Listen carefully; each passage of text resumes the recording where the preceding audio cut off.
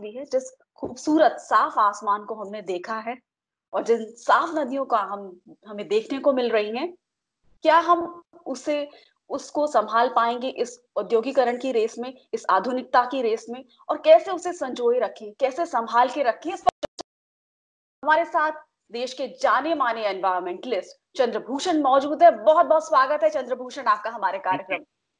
धन्यवाद पूर्णिमा। अच्छा लगेगा पर्यावरण पर चर्चा करके, क्योंकि आज के समय सिर्फ कोविड पे ही बात चल रही है, लेकिन पर्यावरण पर चर्चा करना बहुत जरूरी है। जी, बिल्कुल बहुत ज़रूरी है ये चर्चा करना क्योंकि जिस हवा में हम साँस ले रहे हैं, जिस पानी को हम पी रहे हैं देश भर में, वो हमारे शरीर की स्वास्थ्य की ज़रूरतों को पूरा करता है। हमारे स्वास्थ्य के लिए बहुत आवश्यक है कि हम कैसा पानी पीते हैं, कैसी हवा में साँस लेते हैं। लगातार पर्यावरण विद आप जैसे एनवायरमेंटलिस्ट इस पर हमें लगातार चेताते रहते हैं। दुनिया भर में बड़े-बड़े संस्थान हैं, बड़े-बड़े इंस्टीट्यूशन हैं जो इस पर बात करते हैं। हमारी अंतर्राष्ट्रीय गोष्ठियाँ होती है, सम्मेलन होती है, वो कुछ नहीं कर पाते। लेकिन जो कोरोना के वजह से जो ये लॉकडाउन हुआ, उसमें हमने एक इस पूरी नेगेटिविटी के बीच कुछ पॉजिटिव चीज़ें ये देखी कि प्रकृति ने खुद को हील करना शुरू कर दिया जब इंसान घरों के अंदर चले गए। तो चंद्रभूषण हम आपसे जानना चाहेंगे कि किस तरह से हम फिर से उस साफ हवा, उस साफ पानी को संजो कर रखें, किस तरह हम अपनी एयर जो है पॉल्यूशन से बचाएँ, किस तरह हम अपने पानी को पॉल्यूशन से बचाएँ, किस तरह से इस जो हमने इस अवधि के दौरान जो अर्न किया है, जो संजोया है, उसे सँभालें? पूर्णिमा, पहले मैं ये आपको बताना चाहता हूँ कि जो कोविड-19 की जो आप क्राइसिस देख रहे हैं, उसमें भी पर्यावरण की बहुत बहुत बड़ी योगदान है। जी, कोविड-19 जिसको हम जूनोटिक डिजीज कहते हैं, ये जो वायरस है, कोविड सार वायरस, कोरोना वायरस जो है, ये जानवरों से निकल के इंसान पे आया है। और ये इसलिए जानवरों से निकल के इंसान पे आया है क्योंकि हमने पर्यावरण का दोहन किया है। जी, जंगले काटे हैं हमने। हमने वाइल्ड लाइफ को हम अब मार्केट में भेजते हैं, बेचते हैं खाने के लिए। तो जितने ज़्यादा हमने पर्यावरण का दोहन किया है, डिफॉरेस्टेशन किया है, इस कारण से अब आप तो जिस तरह से हमने पर्यावरण का दोहन किया है, उस कारण से कोविड-19 जैसे डिजीज और भी बढ़ेंगे। तो कोविड, जैसे कि मैंने आपको बताया कि कोविड-19 का भी रिलेशन है, वो पर्यावरण के साथ है। अब आपके सवाल पे मैं आता हूं कि जब हमने रोड पे गाड़ियां बंद कर दी, इंसान अब घर में रहना शुरू कर गया, तो आपने सही बताया कि पर्यावरण अपने आप को हील करना शुरू कर दिया है। लेकिन जी, ये एक शॉर्ट टर्म ट्रेंड है। जी, अगर आप 2008 के इकोनॉमिक क्राइसिस को देखें या इससे पहले बहुत बड़े बड़े वॉर को देखें, तो क्या होता है कि हम पर्यावरण को समय मिलता है अपने आप को हील करने का, लेकिन जैसे ही वो क्राइसिस खत्म होता है, हम फिर से पर्यावरण का दोहन करना शुरू कर देते हैं। जी, तो मेरा ये कहना है कि कोरोना वायरस में जो भी आप देख रहे हैं, कोरोना वायरस के एपिसोड के समय पर्यावरण में जो स्वच्छता आई है, हवा साफ हुआ है, नदियां साफ हुई हैं, वो अभी शॉर्ट टर्म है। जी, जब तक हम स्ट्रक्चरल चेंज ना करें, जब तक कि हम अपने इकोनॉमिक में स्ट्रक्चरल चेंज ना करेंगे, अपने रहने सहने में सुधार ना करेंगे, पर्यावरण का दोहन कम ना करेंगे, तो ये जो हम पर्यावरण में स्वच्छता देख रहे हैं, वो शॉर्ट टर्म रहेगा। लॉन्ग टर्म उससे फायदा नहीं होगा। तो कोविड से एक सीख हमें लेना चाहिए, ये कि अगर हम पर्यावरण का दोहन ना करें तो पर्यावरण सुधर सकता है। और हमें अगर पर्यावरण, स्वच्छ पर्यावरण चाहिए, तो हमें स्ट्रक्चरल चेंज की जरूरत है इकोनॉमी में। जी। जिस तरह आप स्ट्रक्चरल चेंज की बात कर रहे हैं कि इकोनॉमी में स्ट्रक्चरल चेंज लाने की ज़रूरत है, उसको इस तरह से होना चाहिए कि अ, हमारा जो पर्यावरण है, उससे ज़्यादा प्रभावित ना हो। बहुत छोटी-छोटी चीज़ें हैं जिस पर मैं चाहूँगी कि आप हमारा दर्शकों को बताएँ। अ, लंबे समय से हम देख रहे हैं कि जिस पानी को हम पीते हैं, उसमें मल भी डाला जाता है, उसमें इंडस्ट्रियल वेस्ट भी डाला जाता है। बार-बार इस पर चेताया जाता है, सतर्क किया जाता है कि ये ना करें। अब इंडस्ट्रीज़ बंद हैं, तो वो कचरा नदियों में नहीं जा रहा है। अब कौन से आपने इंटरनेशनली ट्रेंड्स देखे हैं, किस तरह से नदियों को बचाया जाता है? चाहे सोल में साउथ कोरिया में उन्होंने पूरी एक केस स्टडी है कि कैसे उसको रिवाइव किया नदी को और इस तरह के इंटरनेशनली बहुत सारे उदाहरण होंगे। क्या बाहर के देशों में भी नदियों के साथ ऐसा ही सलूक होता है कि आप उनमें कचरा डाल दें, उसमें अपना मल डाल दें, अपना ह्यूमन वेस्ट डाल दें, इंडस्ट्रियल वेस्ट डाल दें और फिर उसे साफ करें और फिर उसी पानी को आप पिए? देखिए, हमारे देश में एक एक तरह की विडंबना है कहने के लिए कि जो भारतीय समाज रहा है वो नदियों को पूजा करता है। हमारे लिए जो नदियां हैं, गंगा हो गई या यमुना हो गई, जितनी भी नदियां हैं वो भारतीय समाज में बहुत पवित्र मानी जाती हैं।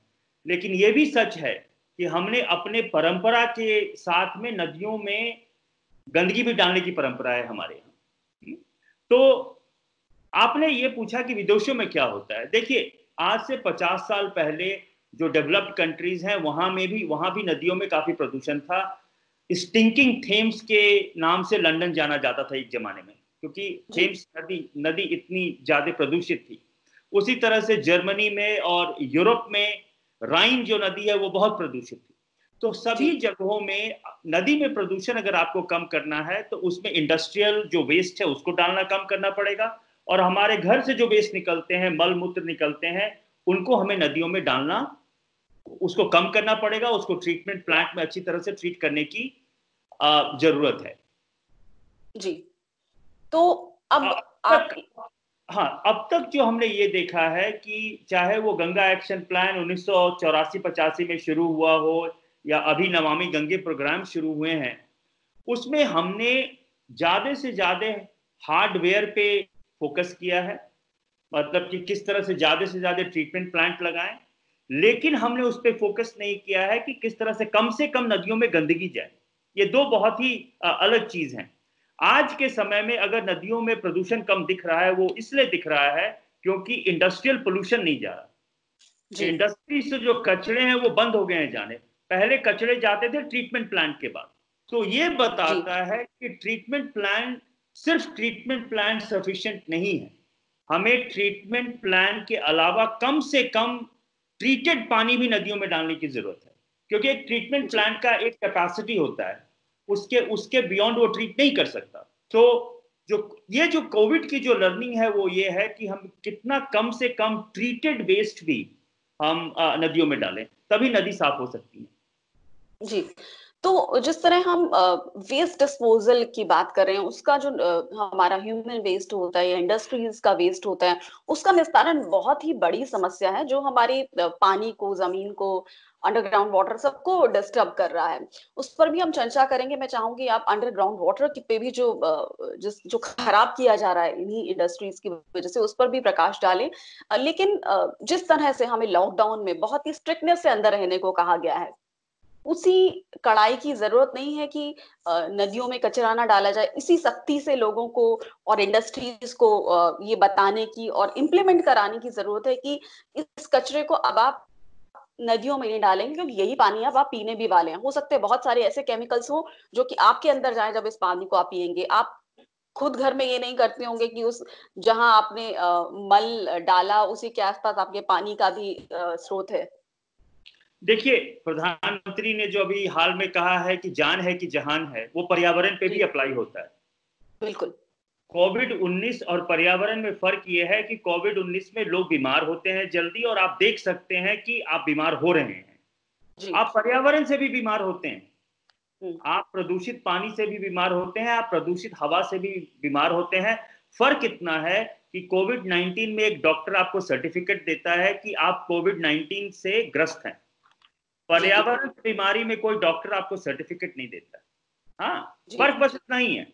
तो जैसे कि मैंने बताया कि प्रधानमंत्री ने ये बोला है कि जान है कि जहान है, तो अगर यही फॉर्मूला हम अप्लाई करें पर्यावरण पे, तो इंडस्ट्री को भी हमें स्ट्रिक्टनेस से यही कहना पड़ेगा कि बहुत हो गया, अब आप हमारे नदियों को प्रदूषित नहीं करेंगे। इसी सख्ती से हमें जो म्युनिसिपैलिटी है उनको यह कहना पड़ेगा कि आप अपना कचरा अब नदियों में नहीं फेंकेंगे। लोगों पर भी ये हमें स्ट्रिक्टनेस लाना पड़ेगा कि आप पूजा की सामग्री लेके आप नदियों में ना फेंकेंगे। तो कोविड-19 ये बताता है कि जब जान पे आती है तो सब कुछ जो है वो जी। लोग को राजी हो जाते हैं। अब हमें ये जान पे आने की बात पर्यावरण से लिंक करने की जरूरत है क्योंकि पर्यावरण से के प्रदूषण के कारण भी लोग मर रहे हैं। जैसे कि मैंने बताया, फर्क इतना ही है कि कोई डॉक्टर आपको सर्टिफिकेट नहीं देता है। तो हमें बहुत बहुत ज्यादा स्ट्रिक्टनेस से हमारे जितने लॉ हैं अब उसको इन्फोर्स करने की जरूरत है। जी, कि जितनी स्ट्रिक्टनेस से, जैसे ये कहा जाता है कि अब थूकने पर आपको जुर्माना लगेगा, जी तो ऐसे ही कानून को हम थ्रू आउट हमेशा के लिए लागू रखें कि नहीं, आप सड़क पर कचरा नहीं डालेंगे या आप नदियों में कचरा नहीं डालेंगे, इस पर जुर्माना लगेगा, लेकिन सिर्फ एक किताबों में या फाइलों में लिखी बात ना हो। सिर्फ इसको बहुत कड़ाई से, कानून तो बनते हैं लेकिन उनका पालन नहीं होता, जितनी सख्ती से अब उनका पालन करवाया जा रहा है, जी हमेशा के लिए भी उसका पालन करवाने की जरूरत है। एकदम। लेकिन मैं आपको ये बोलूंगा कि कोविड-19 में जो स्ट्रिक्टनेस आप देख रहे हैं वो सिर्फ सरकारी महकमे से नहीं है, लोग भी जी एक दूसरे को टोक रहे हैं। ये बहुत इंपॉर्टेंट है समझना कि कोविड-19 में हम बहुत बड़ी गलती करेंगे ये सोच के कि सिर्फ पुलिस और प्रशासन के डर से लोग ये कर रहे हैं। लोग सेल्फ डिसिप्लिन से भी कर रहे हैं और लोग सोशल प्रेशर से भी कर रहे हैं। जी तो ये समझना बहुत जरूरी है कि अगर आप फंडामेंटल चेंज चाहते हैं किसी सोसाइटी में, जैसे आपने थूकने की बात की, जी वो सिर्फ पुलिस और प्रशासन के स्ट्रिक्टनेस से थूकना बंद नहीं होगा।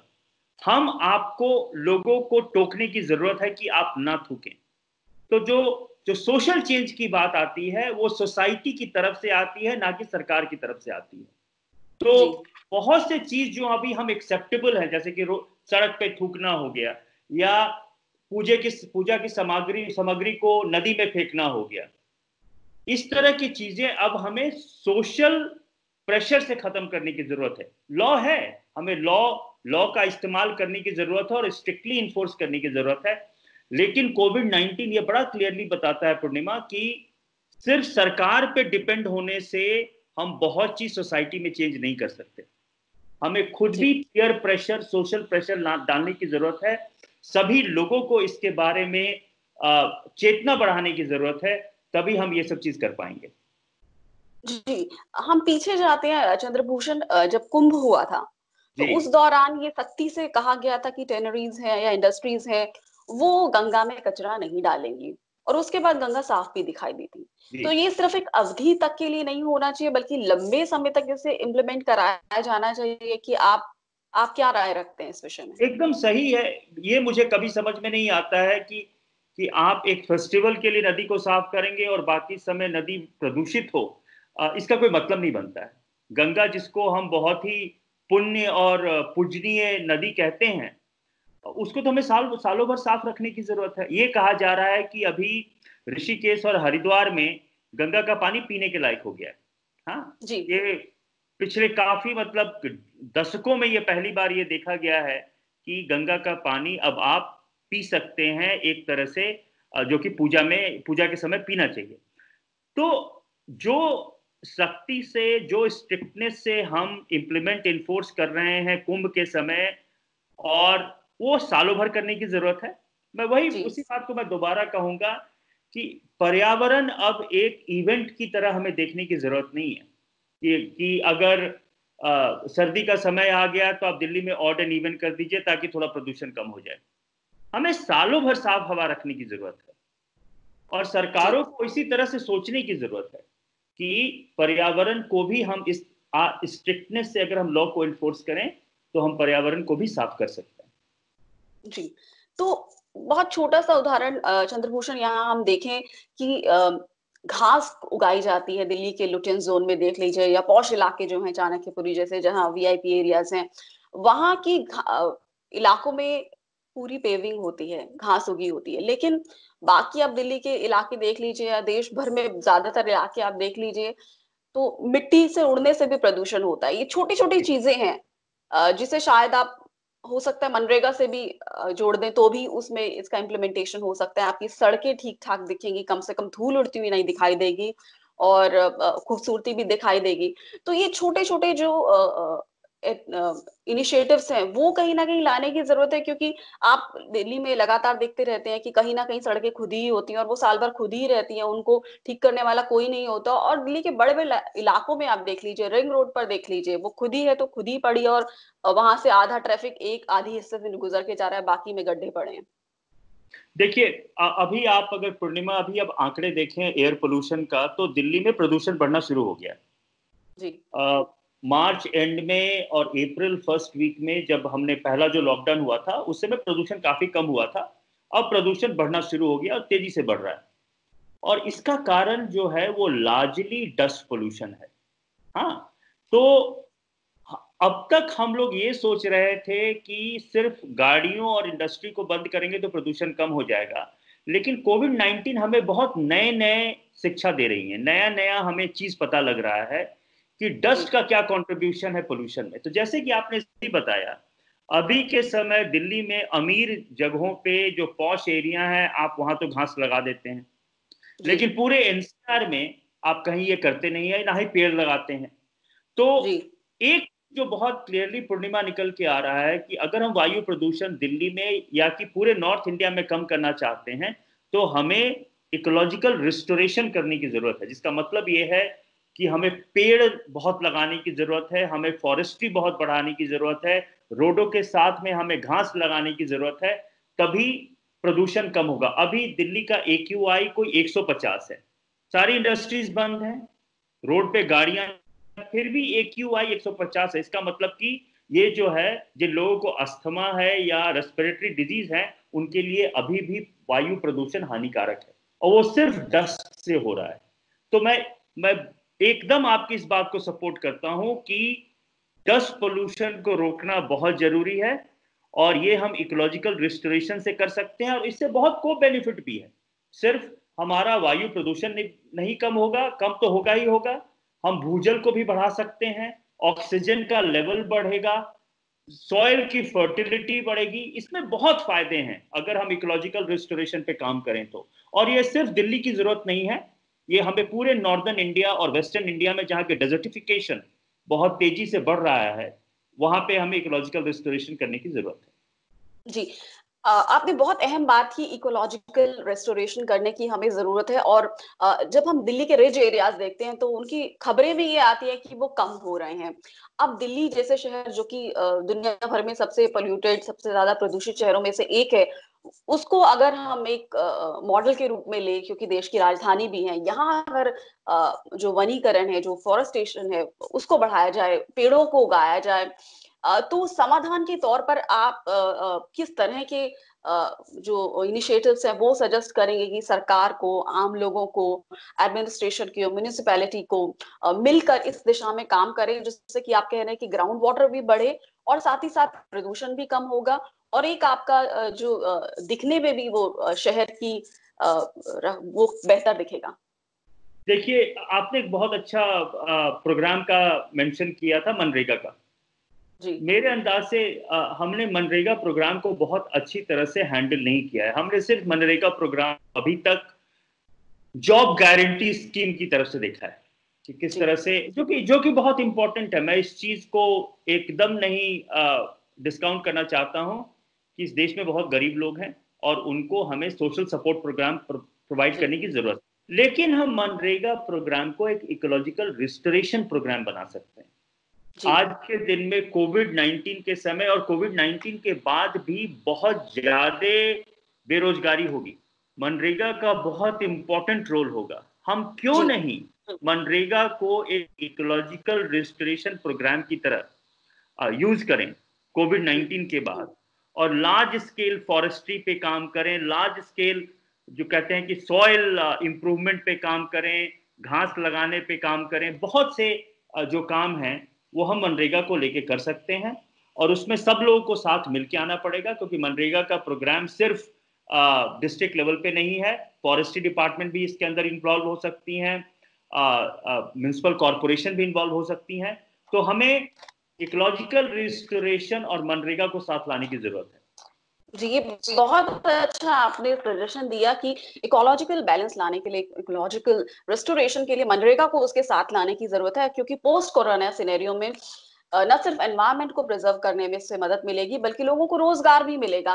मैं आपसे यहाँ जानना चाहूंगी कि जिस तरह ऑड इवन था दिल्ली में, उससे भी काफी हद तक हमें सड़कों पे ट्रैफिक कम दिखता था, और कहीं ना कहीं इस हवा में भी फर्क हमें दिखाई दे रहा था।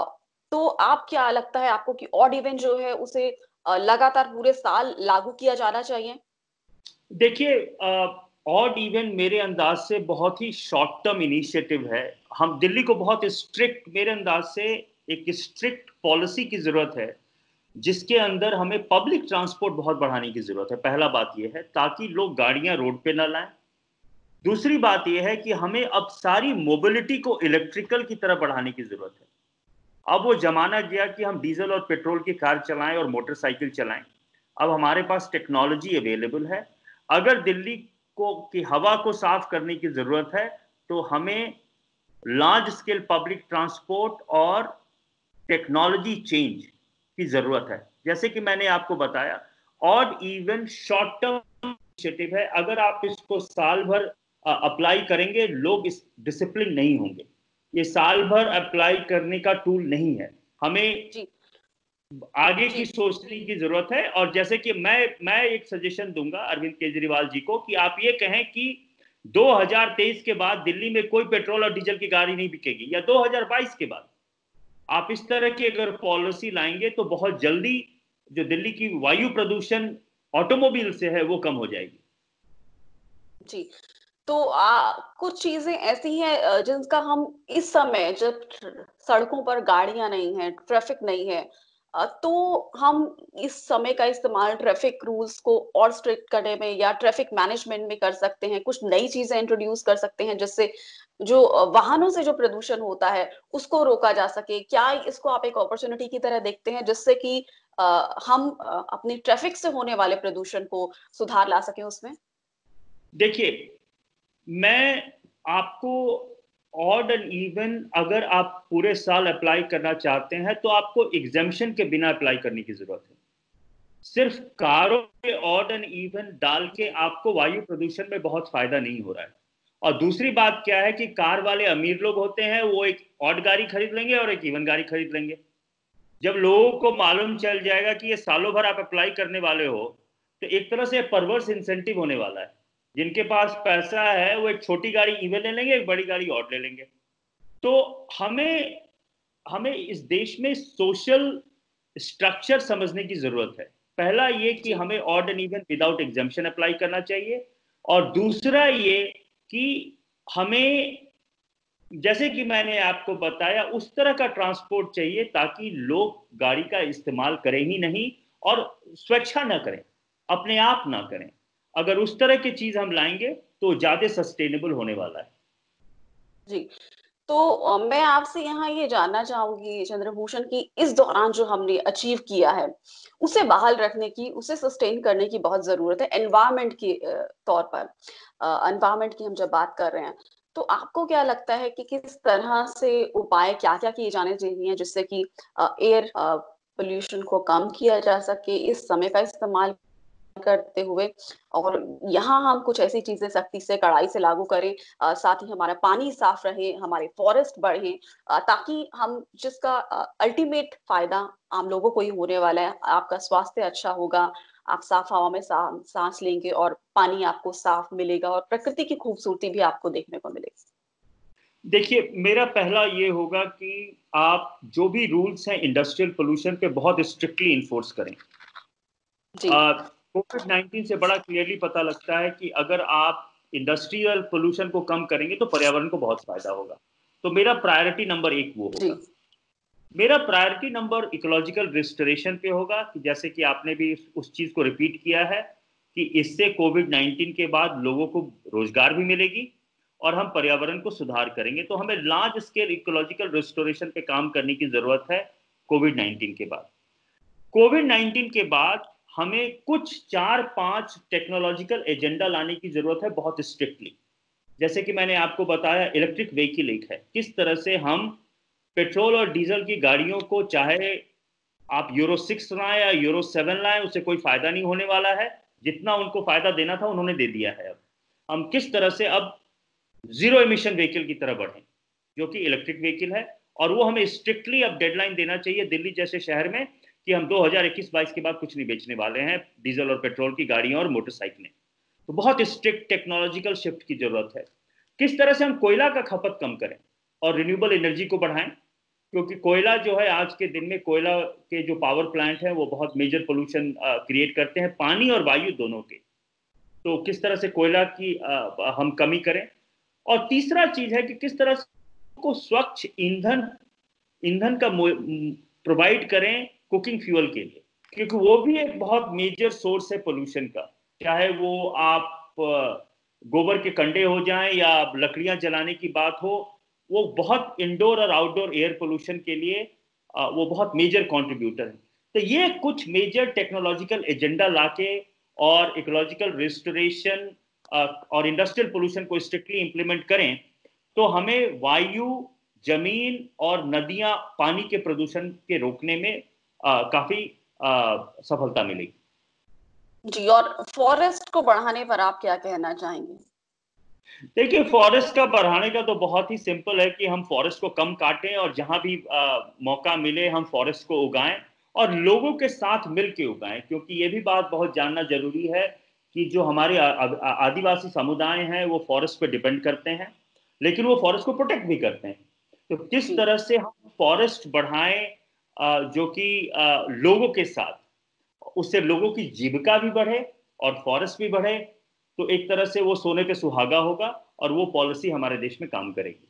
जी, और जिस तरह से दिल्ली जैसे शहर में या और शहरों में जब हम देखते हैं कि सैटेलाइट से भी मॉनिटरिंग होती है, लेकिन कितने डेटा हम तक पहुंचते हैं ये भी है कि लगातार पब्लिक में कैसे ये डेटा पहुंचे कि हाँ, इस एरिया में इतने पेड़ कम हो गई, यहाँ का रिज एरिया इतना कम हो गया, ताकि लगातार हम इस बात को लेके सचेत रहें कि हमारी जो ऑक्सीजन का सोर्स है वो कम ना हो। जी, दिल्ली जैसे शहरों में तो मेरे अंदाज से हमें रिज एक तरह से लंग है, हमने रिज को बहुत अच्छी तरह से मेंटेन नहीं किया हुआ है। लेकिन एक तरह से देखिए तो दिल्ली में थोड़े बहुत पेड़ हैं, बाकी शहरों में तो हालत और भी खस्ता है, बहुत ही खराब स्थिति है। लेकिन जितना है हमें उसे प्रिजर्व करना है और पेड़ों को बढ़ाने की जरूरत है। हम जितना लगा सकें उतना फायदा है शहरों को। जी, तो जिस तरह आपने बताया अपनी इस चर्चा के दौरान कि इंडस्ट्रियल वेस्ट को कम करने की ज़रूरत है। इंडस्ट्रीज़ में हमें कहीं न कहीं ये बात बिल्कुल ध्यान में रखनी है कि उनके वेस्ट किसी तरह हमारे पर्यावरण को नुकसान ना पहुँचाएँ। इस दिशा में स्ट्रिक्ट एक्शंस लेने की ज़रूरत है और इसे इम्प्लीमेंट करने की ज़रूरत है, जो भी कानून है। साथ ही जो कि जिस तरह आपने चर्चा की कि इकोलॉजिकल बैलेंस को बनाए रखने की ज़रूरत है, जिसमें मनरेगा से भी जोड़ा जा सकता है। ना सिर्फ रोज़गार लोगों को मिलेगा बल्कि हमारा जो इकोलॉजिकल बैलेंस है वो भी इससे मेंटेन होगा। और जिस तरह फॉरेस्ट पर आपने बात की उसे उसमें एरिया बढ़ाने की जरूरत है, लगातार मॉनिटरिंग की जरूरत है। एनक्रोचमेंट जो होता है शहरों में भी, दिल्ली में भी और देश भर के इलाकों में, उसको भी रोके जाने की जरूरत है। तो इस तमाम चर्चा के लिए, आपके सुझावों के लिए बहुत बहुत शुक्रिया चंद्रभूषण कि आपने इतना समय दिया, हमारे दर्शकों को इतनी अहम जानकारी दी। क्योंकि जिस चीज को हमने इन दिनों में पाया है, पर्यावरण को संरक्षित रखने की हमें जरूरत है, उसे बनाए रखने की जरूरत है, उसे संजो कर रखने की जरूरत है। जिस तरह हम इस कार्यक्रम के शुरुआत में कह रहे थे कि लगातार इंटरनेशनल कार्यक्रम होते रहते हैं, अंतर्राष्ट्रीय स्तर पर कॉन्फ्रेंसेस होती हैं, सम्मेलन होते हैं, बहुत सारे बड़े बड़े संस्थान हैं, बड़े बड़े फंड पर वो काम कर रहे हैं, लेकिन फिर भी हम पर्यावरण में सुधार नहीं ला पाते। हम देखते हैं कि लगातार हमारे जो यहाँ अधिकारी भी हैं वो भी बड़े बड़े टूर्स पे जाते हैं, इंटरनेशनली बातचीत होती है, लेकिन जब यहाँ पर आते हैं तो जो हम इम्प्लीमेंटेशन देखते हैं पर्यावरण की दिशा में, वो उतना उस प्रोपोर्शन में उतना नहीं होता। तो अंत में चंद्रभूषण, आप हमारे दर्शकों को क्या कहना चाहेंगे कि वो किस तरह से अपने इस पर्यावरण में योगदान दे सकते हैं और किस तरह से ना सिर्फ सवाल खड़े करना लगातार प्रशासन की जो काम कर रहे हैं पर्यावरण की दिशा पर, बल्कि इसमें सुझाव भी किस तरह से आ सकते हैं और आम लोगों और प्रशासन दोनों साथ मिलकर हमारे पर्यावरण को कैसे संजो सकते हैं? देखिए पूर्णिमा, कोविड-19 ने हमें अपॉर्चुनिटी दिया है डिकेड्स में, मतलब दशकों में पहली बार कि साफ पर्यावरण कैसा दिखता है। तो जी। मेरे अंदाज से लोगों ने उस चीज को एंजॉय भी किया है। तो अगर हम उसको फ्यूचर में भी एंजॉय करना चाहते हैं, कोविड-19 के बाद भी साफ पर्यावरण देखना चाहते हैं, तो हमें खुद इनिशिएटिव लेने की जरूरत है। हमें खुद क्लीन इन्वायरमेंट डिमांड करने की जरूरत है और क्लीन इन्वायरमेंट के तरफ काम करने की जरूरत है। सिर्फ कंप्लेन करने से और ये सोचने से कि सरकार पर्यावरण साफ कर देगा, वो होने वाला है नहीं। कोविड-19 में जैसे कि मैंने आपको बताया कि लोग खुद मिलकर सेल्फ डिसिप्लिन अपने आप को कर रहे हैं, हमें पर्यावरण में भी सेल्फ डिसिप्लिन होने की जरूरत है और अपना कंट्रीब्यूशन देने की जरूरत है, तभी हम क्लीन पर्यावरण को एंजॉय कर सकते हैं फ्यूचर में। तो मेरा यही मैसेज है आपके दर्शकों को कि आप पार्टिसिपेट कीजिए पर्यावरण में और खुद इनिशिएटिव लीजिए ताकि हम सब स्वच्छ पर्यावरण को एंजॉय कर सकें। जी, बहुत-बहुत शुक्रिया चंद्रभूषण हमसे बात करने के लिए और इतनी अहम जानकारी हमारे दर्शकों को देने के लिए। तो अगर आपको हमारी ये चर्चा अच्छी लगी और अगर आप हमारा वीडियो आप लाइक कर सकते हैं, आप सब्सक्राइब कर सकते हैं और पर्यावरण से जुड़े विषय हम लगातार अपने कार्यक्रमों में उठाते रहेंगे और जो बातें हमारे दर्शकों से जुड़ी हैं, जो आम लोगों को पर असर डालती हैं, उन पर हम लगातार चर्चा करते रहेंगे। तो बहुत-बहुत शुक्रिया इस कार्यक्रम को देखने के लिए। हमारी पूरी टीम की ओर से हमें दीजिए इजाज़त। नमस्कार। Thank you.